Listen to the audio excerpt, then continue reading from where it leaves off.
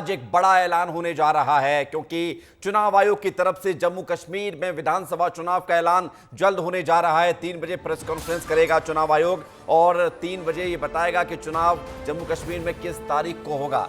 तो जम्मू कश्मीर विधानसभा चुनाव का ऐलान जल्द होने जा रहा है। थोड़ी देर में चुनाव आयोग की प्रेस कॉन्फ्रेंस है। धारा 370 हटने के बाद विधानसभा का चुनाव होने जा रहा है, यानी कि 2019 के बाद धारा 370 जब 2019 में हटी थी उसके बाद ये चुनाव होने जा रहा है। कहने को तो 2014 के बाद चुनाव हो रहा है, लेकिन महत्वपूर्ण बात यह है कि जम्मू कश्मीर ही अकेला नहीं है, इसमें हरियाणा भी है। ये तस्वीर आपको दिखा रहे हैं सीधे चुनाव आयोग के मुख्यालय से, जहां पर राजीव कुमार की जो नेम प्लेट आप देख रहे हैं, यहीं पर बैठेंगे मुख्य चुनाव आयुक्त और तारीखों का ऐलान करेंगे। महत्वपूर्ण हो जाता है आपको ये बताना कि जम्मू कश्मीर में अगर विधानसभा चुनाव होने जा रहे हैं तो इसका मतलब क्या है। जम्मू कश्मीर में आखिरी बार चुनाव 2014 में हुए थे। 2014 में आखिरी बार चुनाव हुए थे। उसके बाद 2018 में बीजेपी और पीडीपी की जो सरकार चल रही थी 2014 के बाद से, 2018 में वो जो गठबंधन की सरकार थी वो टूट गई और सरकार टूटने के बाद 2019 में धारा 370 हटाई गई और उसके बाद से लगातार वहां पर राष्ट्रपति शासन लागू है। और सबसे बड़ी बात यह है कि अब जब तारीखों का ऐलान होने जा रहा है तो इसको लेकर तमाम सियासी गलियारों में चर्चा है कि जम्मू कश्मीर में विधानसभा चुनाव होने जा रहे हैं, तो तैयारी क्या है, तैयारी सरकार की क्या है, तैयारी पार्टियों की क्या है। क्योंकि जम्मू कश्मीर में सिर्फ बीजेपी कांग्रेस नहीं है मैदान में, पीडीपी भी है, नेशनल कॉन्फ्रेंस भी है। फारूक अब्दुल्ला को जो आप सुनते होंगे कई बार विवादित बयानों के चलते चर्चा में रहते हैं, फारूक अब्दुल्ला की पार्टी है नेशनल कॉन्फ्रेंस, जिसने पिछली बार 15 सीट जीती थी, तो वो भी है मैदान में। कांग्रेस भी है, इसके अलावा पीडीपी और बीजेपी भी है। बीजेपी को पिछली बार सबसे ज़्यादा वोट परसेंटेज मिला था, लेकिन सीटें दूसरे नंबर पर थी, लगभग 25, और पीडीपी के साथ मिलकर सरकार बनाई थी। थोड़ी देर में चुनाव की तारीख का ऐलान होने जा रहा है। खास बात यह है कि हरियाणा में भी चुनाव की तारीख का ऐलान होगा। हरियाणा में भी विधानसभा चुनाव की तारीख का ऐलान होगा। 90 विधानसभा सीटें हरियाणा में और 90 ही विधानसभा सीटें जम्मू कश्मीर में। तो ये बड़ी खबर आपको बता रहे हैं। 3 बजने जा रहे हैं, प्रेस कॉन्फ्रेंस शुरू होने जा रही है, लेकिन उससे पहले फारूक अब्दुल्ला ने क्या कुछ कहा है। फारूक अब्दुल्ला जैसे ही चुनाव की तारीखों के ऐलान होने की खबरें सामने आई हैं, चुनाव की तारीखों की खबरों के बीच फारूक अब्दुल्ला ने क्या कुछ कहा है, सुनाते हैं आपको। फारूक अब्दुल्ला क्या कुछ कहते हुए नजर आए, सुनिए। क्योंकि वक्त आ गया है, इतने साल यहाँ के लोगों की हुकूमत नहीं है। एक लेफ्टिनेंट गवर्नर बैठे, उनके 4 एडवाइज़र बैठे, वो क्या इस रियासत को जान सकते हैं। ज़रूरी है कि लोगों के मेंबर होंगे, वो लोगों के मुश्किलात को दूर करेंगे। कहाँ 90 है और कहाँ 4 हैं, तो ये ज़रूरी है। इसीलिए सुप्रीम कोर्ट ने भी इनको कहा था कि साहब सितंबर के अंत तक आपको करना पड़ेगा, और शुक्र है ये कर रहे हैं। और क्या पता है कि वहाँ जो पार्टी है वो फैसला क्या करती है, क्या किसी से गठबंधन करना चाहती है, वो पार्टी फैसला करेगी। फारूक अब्दुल्ला, आप लड़ेंगे इलेक्शन? इंशाल्लाह मैं लड़ूंगा।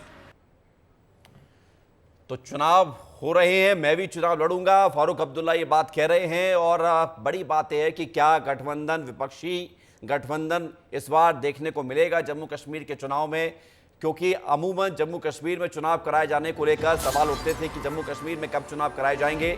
2022 में जम्मू कश्मीर में जो सीमांकन जिसे कहा जाता है वो हुआ था, डीलिमिटेशन हुआ था, और उसके बाद सीटें बढ़ गई, अब 90 हो गई हैं। पिछली बार 87 सीटों पर हुआ था। और अमृत तिवारी हमारे साथ जुड़ गए हैं सीधे दिल्ली से। अमृत, बताइए, चुनाव की तारीखों का ऐलान होने जा रहा है, जम्मू कश्मीर में चुनाव की तारीख का ऐलान होना बड़ी खबर है। किस नजरिए से देखा जाए, तैयारी पूरी हो चुकी है सरकार की तरफ से भी? हो गया विवेक, देखिए जम्मू कश्मीर में जो चुनाव की घोषणा है वो कई मायनों में अहम है। 3 बजे से मैं जस्ट यहाँ पे विज्ञान भवन पे हूँ, जहाँ पे प्रेस कॉन्फ्रेंस अब शुरू होने वाली है। 3 बज चुके हैं और आपको बता दें कि इसका इंतजार काफी वक्त से था, जब से सुप्रीम कोर्ट ने आदेश दिया था कि सितंबर से पहले आप जो है चुनाव कराएं। और इसको लेकर के चुनाव आयुक्त जो है अभी कुछ दिन पहले जम्मू कश्मीर के दौरे पे थे और वहां पे उन्होंने कई हलकों में जाकर के सुरक्षा व्यवस्था से लेकर के तमाम इंतजामों का जायजा लिया और स्थानीय अधिकारियों से उन्होंने मुलाकात भी की थी। और इसके बाद उन्होंने गृह सचिव के साथ भी उनकी बैठक हुई थी। उसके बाद ये माना जा रहा था कि चुनाव की घोषणा कभी भी हो सकती है। और आज जब उनकी तरफ से इन्विटेशन आया मीडिया को कि आप लोग आइए, चुनाव आयोग की तारीखों का ऐलान करेगा, उसमें न सिर्फ जम्मू कश्मीर बल्कि माना जा रहा है कि हरियाणा का भी जो है इसमें घोषणा होगी और साथ ही साथ उपचुनाव का भी ऐलान इसके साथ ही कर दिया जाएगा। जहां जी। तक सबसे बड़ा कंसर्न रहा है विवेक, वो रहा है सुरक्षा को लेकर जम्मू कश्मीर में, और वहां के लेकिन तमाम लीडरान थे वो लगातार मांग कर रहे थे कि अगर लोकसभा चुनाव हो सकता है तो फिर राज्य विधानसभा के चुनाव कराने में क्या हर्ज है। और इसी के मद्देनजर सारे चीजों को देखकर, सारे सेफ्टी मेजर्स को देख करके वहां के राज्यपाल से जो बातें समझी गई हैं, उनके आधार पर जो है सारी की सारी चीजें, गतिविधियों को देख करके चुनाव आयोग ने फैसला लिया है। अमृत, ये बताइए, झारखंड महाराष्ट्र पर भी ऐलान संभव है कि जल्दी से?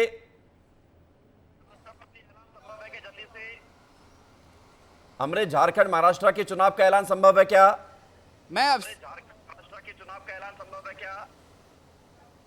जी मैं बता रहा था आपको, हरियाणा विधानसभा चुनाव का भी ऐलान किया जा सकता है, लेकिन झारखंड को लेकर के अभी स्पष्टता नहीं है कि वहां पे चुनाव होगा अथवा नहीं होगा। इसको लेकर के सुगबुगाहटें काफी हैं। अभी मीडिया डोमेन में जो चर्चा इस बात की चल रही है कि हो सकता है कि सिर्फ हरियाणा और जम्मू कश्मीर का ही ऐलान किया जा सके, लेकिन झारखंड की बातों को लेकर अभी स्पष्टता नजर नहीं आ रही है। अब चूंकि पीसी शुरू होने वाली है, हम लोग अंदर भी जाएंगे, रोक रहे हैं, सीधे प्रेस इसके बाद कॉन्फ्रेंस सुना देते हैं। चुनाव आयुक्त राजीव कुमार प्रेस कॉन्फ्रेंस शुरू कर चुके हैं, सीधे आपको लिए चलते हैं वहां दिल्ली। 2024 के लोकसभा चुनाव के बाद वो जो पड़ाव निकला, अब दूसरे पड़ाव पर आपसे आज मुलाकात हो रही है। और जैसे मैंने पहले कहा था कि 3 gentleman are yet back again. Lok Sabha चुनाव 2024 जैसे आपको विदित है, विश्व स्तर की सबसे बड़ी चुनावी प्रक्रिया थी। सफलतापूर्वक और शांतिपूर्ण तरीके से संपन्न हुई। उसने पूरे डेमोक्रेटिक वर्ल्ड के लिए बहुत स्ट्रांगली डेमोक्रेटिक सरप्लसेस क्रिएट किए, बिना किसी वायलेंस के पीसफुल हुई, और देश भर ने चुनाव का पर्व मनाया। हमने बहुत सारे रिकॉर्ड्स भी बनाए। पहली बार मैक्सिमम वर्ल्ड में पोलिंग हुई, मेल फीमेल टोटल। मतदाताओं की लंबी लंबी कतारें, बुजुर्गों की भागीदारी, youth, zero polls, massive seizures और फेस्टिव माहौल हमने देखा। बहुत सारे युवा साथियों ने हमारे साथ मिलके हमारे इलेक्शन एम्बेसडर्स के रूप में काम किया, और लोकतंत्र का एक बिल्कुल जीवित उदाहरण देश ने देखा। गांव में, देहात में, east west, north south, central, LWE areas, J&K, deserts, everywhere. जो तस्वीरें दुनिया को भारत ने दिखाई, वो सभी को चकित करने वाली थीं। इससे देश में नहीं बल्कि पूरी दुनिया में एक स्ट्रांग मैसेज गया, और जो चमक हमने देखी उस समय, वो चमक बहुत दिन तक दिखाई देती रहेगी।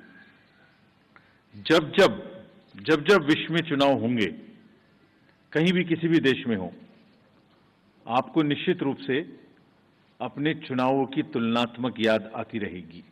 ऐसा हमारा विश्वास है, और वो हमें अपनी ताकत का एहसास दिलाता रहेगा। हाल ही में जम्मू कश्मीर और उसके बाद हरियाणा की चुनावी तैयारियों का जायजा लेने आयोग, हमारे सारे सहकर्मी वहां गए थे, और एक बहुत ही नायाब किस्म का एंथुजियाज्म और डेमोक्रेसी के प्रति एक ललक और पार्टिसिपेट करने की इच्छा सबके अंदर दिखाई दी। जितने लोगों से हमने बात की, सभी पॉलिटिकल पार्टीज से, बहुत सारे लोगों से भी, सबकी एक मतलब एक ललायक एक इच्छा थी कि जल्दी से जल्दी चुनाव हो। तो हम आपको जो उम्मीद और जो यकीन पैदा हुआ था 2024 का, उसको आगे बढ़ाने के लिए आज आपके सामने है। जम्मू कश्मीर के बारे में पहले जिक्र करूं तो आपको याद है कि मतदान केंद्र पर जो लंबी लंबी कतारें लगी हुई थी, वो जमहूरियत की ताकत का एक बहुत ही बेहतरीन मंजर पेश करती थी। वो सिर्फ लंबी कतारें नहीं थी, वो आवाम की उम्मीदें थी, जज्बातों और उनके मुस्तकबिल की नई तस्वीर लिखने की एक ख्वाहिश थी। Everybody wanted to participate, prove a point that we are here in this queue, not only to vote but to demonstrate a very strong desire that democracy flourishes in this area. और उम्मीद और जमहूरियत की ऐसी झलक ये बताती थी कि आवाम तस्वीर बदलना चाहता है और अपनी तकदीर को खुद। तो राजीव कुमार को आप सुन रहे थे, जैसी तारीखों को ऐलान होगा तुरंत आपको ले चलेंगे दोबारा प्रेस कॉन्फ्रेंस।